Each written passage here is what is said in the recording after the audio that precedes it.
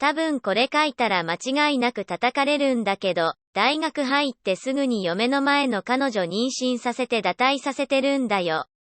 いかもと彼女を A とします。二人とも誰にも言えなかった。両親には当然言ってない。今も、堕胎の時の承諾書は、A のバイト先の社員さんが書いてくれた。堕胎した後、二人でひたすら泣いていた。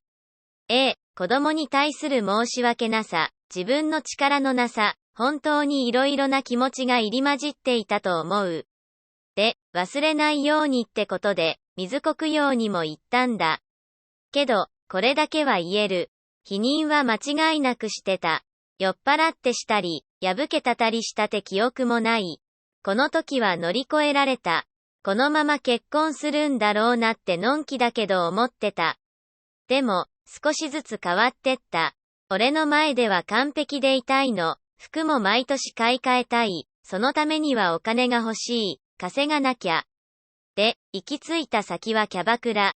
誰が見ても俺に惚れていたのは分かっていたから、なおさら悲しかった。バイト今何してるんだっけって尋ねたら。居酒屋だよ、忘れたの？って、水商売だけはやめてくれ、嘘はつかないでくれ、あれだけそう言ってたのにな。キャバクラでバイトしてることには一切言及せずに別れてくれ、って言ったら泣いてた。俺も泣きたかった。こんなちっぽけな嘘で簡単に壊れちゃうんだよな。で、今の嫁と会った。大学3年中頃くらいかな。いろいろ端折るけど、付き合ってすぐに妊娠。大学3年終わりくらい。1回しか行為してない。もちろん否認はしてた。もしかしたらそういう能力あるんじゃねえかって思ってたよ。同じこともう一回繰り返すことは絶対にしたくなかった。すぐに、双方の親のとこ行って頭下げた。怒鳴られて蹴られて、それでもお願いします。絶対に下ろすことだけはしたくないんです。今の二人では育てられません。自分が就職するまで、お手伝いしていただけないでしょうか。って地面に頭すりつけた。幸い就職も決まってたし、双方両親に了承をもらった後はスムーズに進んだ。出産して、就職して、籍入れて、かなり生活は苦しかったけど、全然乗り越えられた。嫁を愛してたし、嫁も俺のことを愛してくれてると思ってたから。で、今、娘中学生。すごいつつましく生活してたんだけど、ふと思ったんだよ。あれ、娘って俺に全然似てなくない？って、昔から嫁に似てるねーなんて言われてたけど、俺に似てるところ、一つもない。なんとなくモヤモヤしたから、それを収めるためにやってしまったよ。届いた封筒を見て、真っ白になった。そらそうだよなぁ。似てるわけないよなぁ。意識朦朧としてたけど、封筒持って書斎行って金庫にしまって鍵保管場所に置いて、気絶してたらしい。ベッドの隣で心配そうに見つめてる嫁と娘が怖かったよ。で、帰ってぼーっとしてたら思い出した。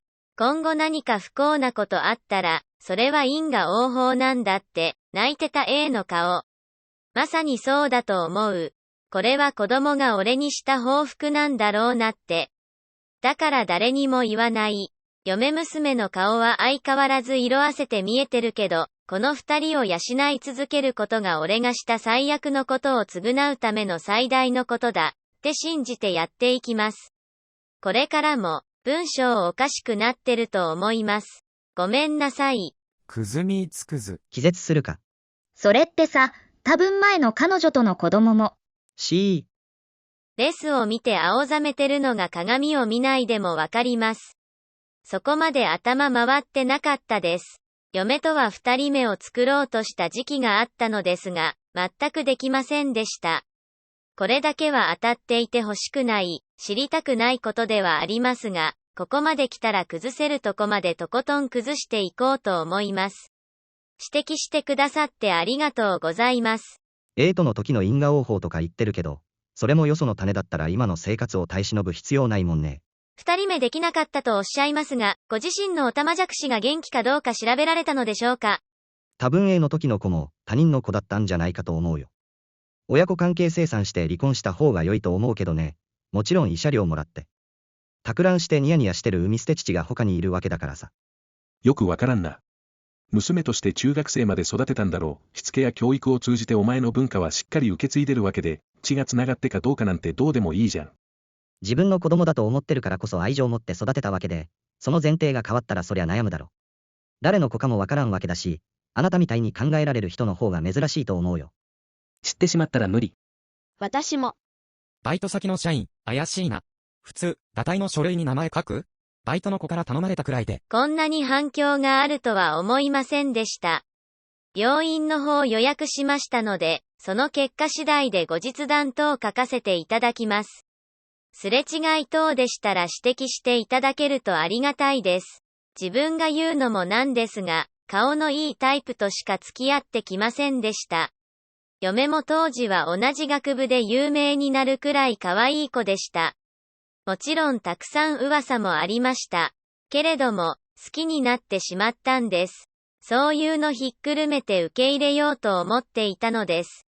嫁も相手がわからない、ないとは言えないのが悲しいところです。けれども今は家事育児に忙しいので、なんて書いてて自信なくなってきてしまいました。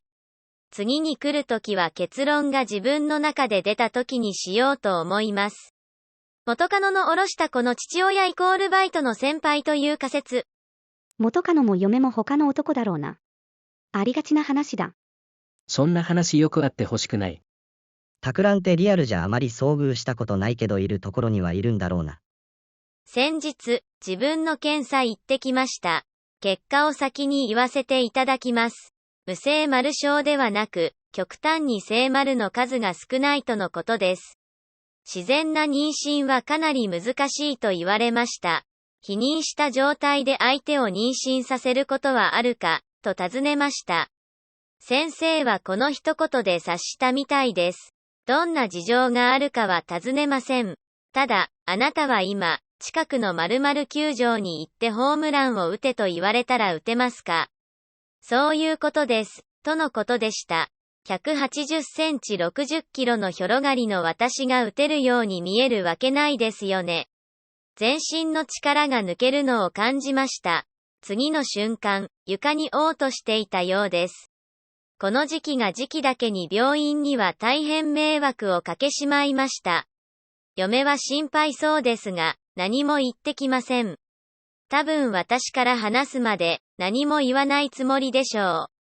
そういうちょっとした優しさが本当に自分を苦しめます。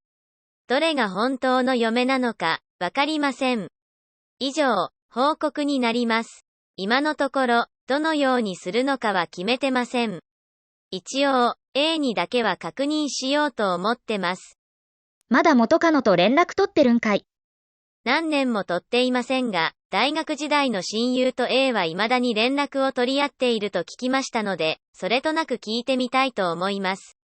病院で取り違いの可能性を鑑みて、母親と娘との DNA 鑑定をする親子関係がなければ、病院に問い合わせて、実の子を探す親子関係があれば、托卵として弁護士に相談。粛々と裁判を行うべし子供の立場がとか考える必要はない。悪いのは母親と生物学上の托卵父なのだからきちんと明らかにすべし。考えただけで気が遠くなるな。本当に気の毒。覚えている方いらっしゃらないと思いますが、以前相談させてもらったものです。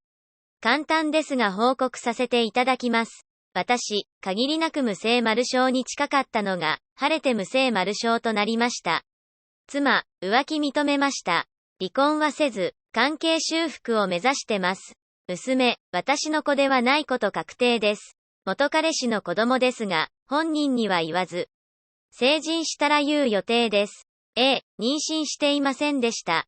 金銭目的だそうです。スレの趣旨とは違うのですが、ここで発覚しいろいろお世話になりましたので書かせてください。本当にありがとうございました。再構築できるってすごいね。真似できないよ。